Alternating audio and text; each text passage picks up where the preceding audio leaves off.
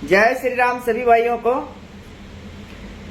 आज का विषय बड़ा खास है, जो रामपाल बाबा ने कैसे लोगों को भ्रमित किया है। एक तो अनुत्तमम का अर्थ किया है घटिया, जो कहीं पर भी नहीं होता है। ठीक है, कहीं पर भी आप देख लीजिए कि अनुत्तमम का अर्थ घटिया था। कोई भी डिक्शनरी ले आना, शब्दकोश, और प्ले स्टोर से कोई एप्लीकेशन डाउनलोड करके उसमें भी ट्रांसलेट करके देख लेना क्या आता है, सर्वश्रेष्ठ ही आता है। ठीक है, एक तो ये विषय है। दूसरा विषय यह है सर, अक्षर और परम अक्षर।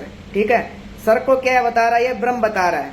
ठीक है, और अक्षर को बता रहा प्रब्रह्म, और दूसरा हो गया परम अक्षर, उसको पूर्ण ब्रह्म बता रहा है। ठीक है, तो इस विषय में अपन जानेंगे।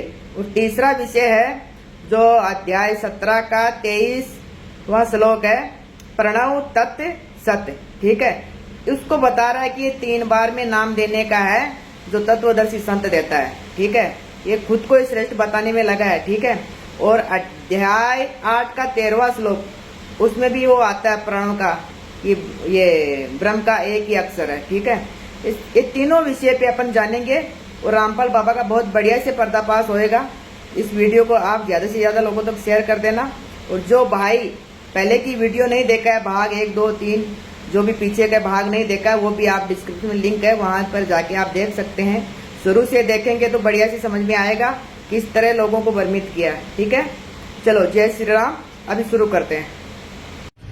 ये बाबा रामपाल की ज्ञान गंगा है। ज्ञान गंगा तो क्या है, ये अंध भक्तों के लिए नरक का द्वार है ये। ठीक है, देखिए इसका पेज नंबर 120 क्या बता रहे हैं, 3 बार में नाम जप देने का प्रमाण, अध्याय 17 का श्लोक नंबर 23। ठीक है, प्रणव तत्व सत्य इति निर्देश ब्राह्मण त्रिविध स्मृत है। ठीक है, इसने जो ये अनुवाद किया है प्रणव ब्रह्म का, ये सांकेतिक और तत्व सांकेतिक मंत्र परब्रह्म का, और सत्य पूर्ण ब्रह्म का, ऐसे ये भावार्थ अपने मन गणन से किया है। ठीक है, तो इसके बारे में भी अपन जानेंगे, और जो स्वर और अक्षर बता रहे हैं उसके बारे में जानेंगे। ठीक है, इसने क्या बताया है, प्रणव को ब्रह्म बताया है। ठीक है, और क्या बता रहे हैं यहाँ पे, पूर्ण परमात्मा को प्राप्त करने का प्रणव तत्व सत्य यह मंत्र जाप स्मरण करने का निर्देशक है। इस नाम को तत्वदर्शी शब्द से प्राप्त करो। देखिए है अपने आप को तत्वदर्शी साबित कर रहा है ये पाखंडी। ठीक है, और थोड़ा सा और देख लेते हैं आगे। ये 212 है पेज नंबर। ठीक है, यहाँ पर भी थोड़ा देख लीजिए, गीता ज्ञानदाता सर पुरुष। ठीक है, ये ब्रह्म को काल भी बता रहा है। ठीक है, और उसको सर भी बता रहा है। ठीक है, सर अक्षर ये अपन जानेंगे। यहाँ पे क्या बता रहा है, गीता अध्याय 8 का श्लोक 13 में कहा है कि मुझ ब्रह्म की साधना का तो केवल एक प्रणव अक्षर है जो उच्चारण करके जाप करने का है। जो साधक अंतिम श्वास तक जाप करता है वह मेरी परम गति को प्राप्त करता है। अपनी परम गति को गीता ज्ञानदाता प्रभु ने अध्याय 7 के श्लोक 18 में अति अनुत्तम अर्थात अति घटिया कहा है। देखिए, एक तो ये इसका अर्थ ये होता नहीं है। ठीक है, देखिए यहाँ पे भी दिया इसने अनुत्तमम। ठीक है, तो इसका भी दिखा देते हैं।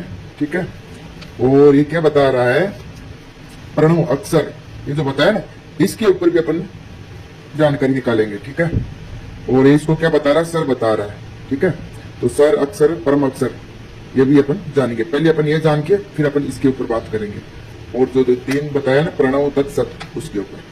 चलिए अब शुरू करते हैं, रामपाल बाबा की अच्छे से पोल खोलते हैं। ये मैंने एक एप्लीकेशन डाउनलोड किया था, तो उसमें मैंने ट्रांसलेट किया अनुत्तमम, उसका क्या आया, सर्वश्रेष्ठ।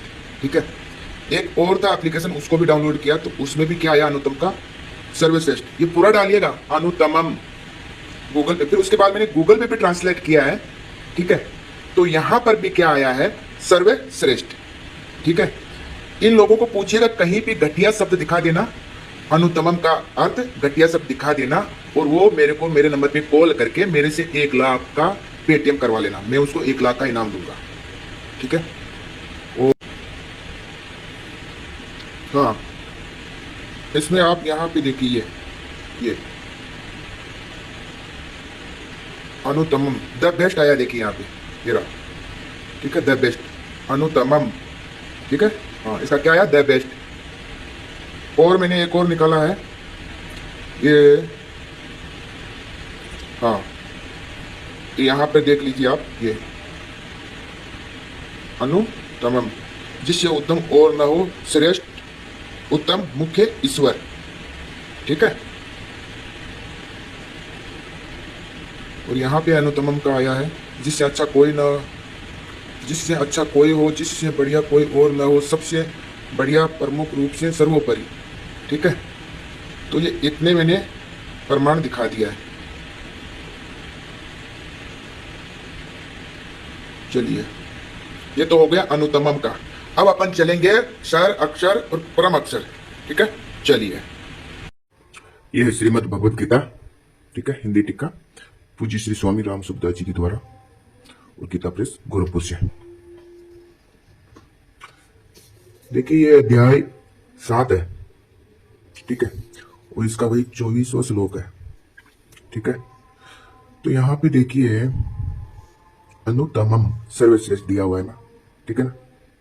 यहाँ पे क्या बता रहे हैं, बुद्धिहीन मनुष्य मेरे परम, देखिए, परम अविनाशी और सर्वश्रेष्ठ भाव को न जानते हुए अव्यक्त मन, इंद्रियों से पर मुझ सच्चिदानंद घन परमात्मा को मनुष्य की तरह शरीर धारण करने वाला मानते हैं। ये किस पे बात हो रही है, देख लीजिए आप, ठीक है ना। जो अज्ञानी है वो क्या बोलता है कि तो वो उनका जन्म मृत्यु होते हैं, शरीर धारण करते हैं, देख लीजिए, ठीक है। और वो सर्वश्रेष्ठ है, भगवान क्या बता रहे, परम अविनाशी, सर्वश्रेष्ठ, ठीक है ना। यही उसके बाद 15वें अध्याय में जहां आती है ना बात सर, अक्षर और परम अक्षर, वहां पर भी भगवान खुद को परम अक्षर बताते हैं, ठीक है। वो अब दिखा देते हैं। अब अपन उसी पे चलेंगे, सर, अक्षर और परम अक्षर। चलिए, ये 15वां अध्याय है, ठीक है, और उसका 18वां श्लोक, ठीक है। देखिए यहाँ पे, कारण कि मैं सर से अतीत और अक्षर से भी उत्तम हूं, इसीलिए लोक में और वेद में पुरुषोत्तम नाम से प्रसिद्ध हूं, देख लीजिए, ठीक है ना। वेद में भी और पुराण में भी आता है पुरुषोत्तम नाम श्री कृष्ण भगवान का, ठीक है। देख लीजिए, पुराण, स्मृति आदि शास्त्रों में भगवान पुरुषोत्तम नाम से प्रसिद्ध है, ठीक है ना। शुद्ध ज्ञान का नाम वेद है, जो अनादि है, देख लीजिए। सर और अक्षर से भी उत्तम, किसको बता रहे हैं, श्री कृष्ण भगवान खुद को बता रहे हैं, ठीक है। और अनुतमम का मतलब सर्वश्रेष्ठ हो गया। अब वो सर और अक्षर, वो हो रही है शरीर के बारे में बात।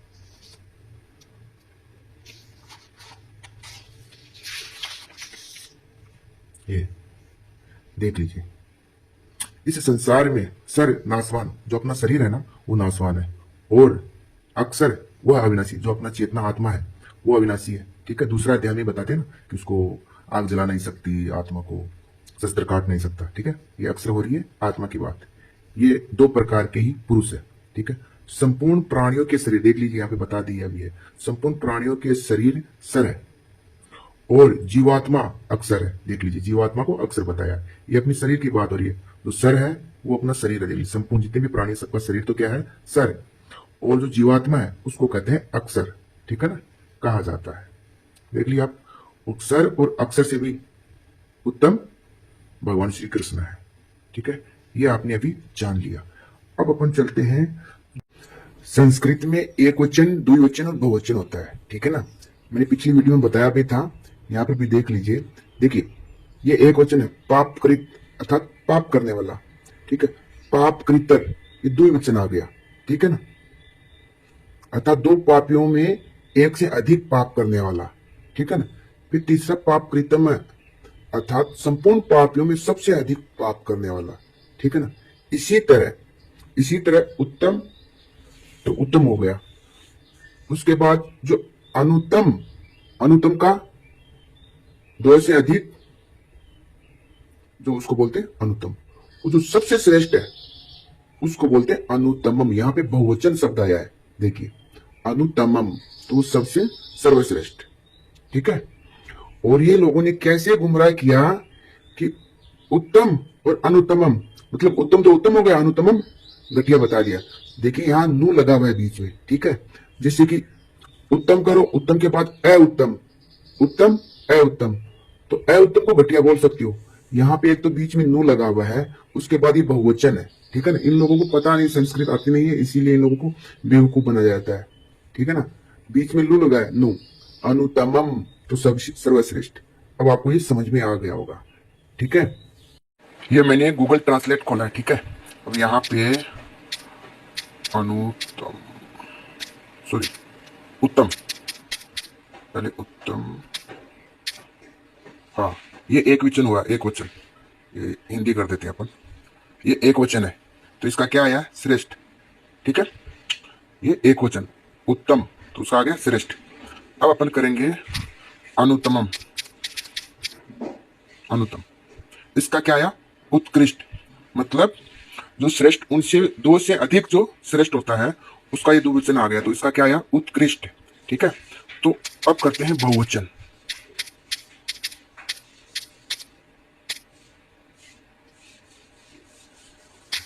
सॉरी, हाँ ये है बहुवचन, ठीक है। इसका क्या आया, सर्वश्रेष्ठ, मतलब समस्त, जितना भी समस्त ब्रह्मांड सबसे श्रेष्ठ, उनसे श्रेष्ठ और कोई नहीं हो सकता, उसके लिए आया बहुवचन, अनुतमम, ये हुआ सर्वश्रेष्ठ, ठीक है। एक वचन, दो वचन और बहुवचन, ऐसा। और जो ये बता रहे उत्तम और जो घटिया, उसको बोलते हैं घृणक, ठीक है, घिनौना, ठीक है ना, बढ़िया एक घिनौना। अब इंग्लिश में भी करके देखते हैं, देखिए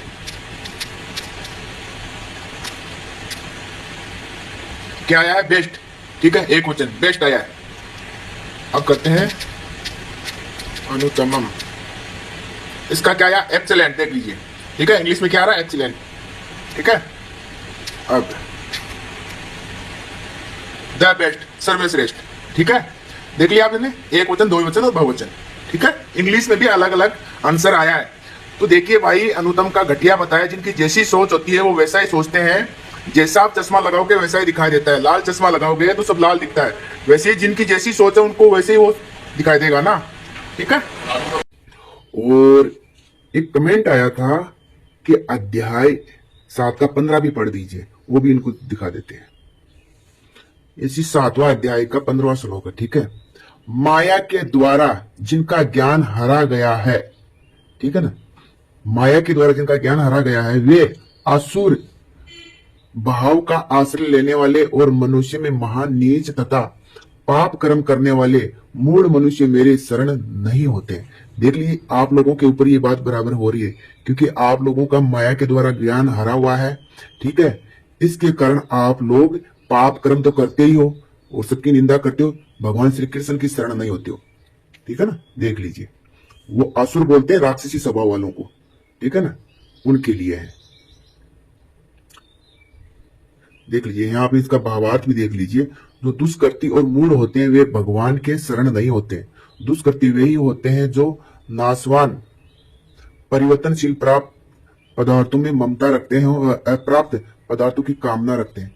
कामना पूरी होने पर लोभ और कामना पूर्ति में बाधा लगने पर क्रोध पैदा होता है। इस तरह जो कामना में फंसकर बेविचार आदि शास्त्र निषिद्ध विषयों का सेवन करते हैं, लोभ में फंसकर झूठ, कपट, विश्वासघात, बेईमानी आदि पाप करते हैं और क्रोध के वशीभूत होकर द्वेष और आदि दुर्भाव पूर्वक हिंसा आदि पाप करते हुए दुष्कृति है, वे राक्षसी स्वभाव वाले हैं, ठीक है ना। ये कौन है, अच्छे से समझ लीजिए, जो भगवान का विरोध करता है ना, उसी को राक्षसी कहा गया है, ठीक है ना। तो हिरण्यकश्यप था, उसने भगवान का विरोध किया, खुद को भगवान बताने लगा, तो वो राक्षसी कहलाया। रावण भी राम जी से विरोध किया और खुद को भगवान मानने लग गया था, ठीक है ना। लेकिन रावण ब्राह्मण कुल में जन्म हुआ था, पंडित था बहुत बड़ा, लेकिन उसको राक्षस बोला गया क्योंकि भगवान से विरोध किया था। फिर द्वापर युग में कंस ने भगवान से विरोध किया तो वो राक्षस कहलाया। कलयुग में रामपाल ने विरोध किया भगवान से तो वो राक्षस कहलाया। कलयुग का राक्षस है रामपाल बाबा, ठीक है। अब अगले वीडियो में मैं दिखाऊंगा प्रणव तत्सत, वो अध्याय 17 का 23वां, ठीक है। तो इस वीडियो को ज्यादा से ज्यादा लोगों तक शेयर कर दो भाई। जय श्री राम।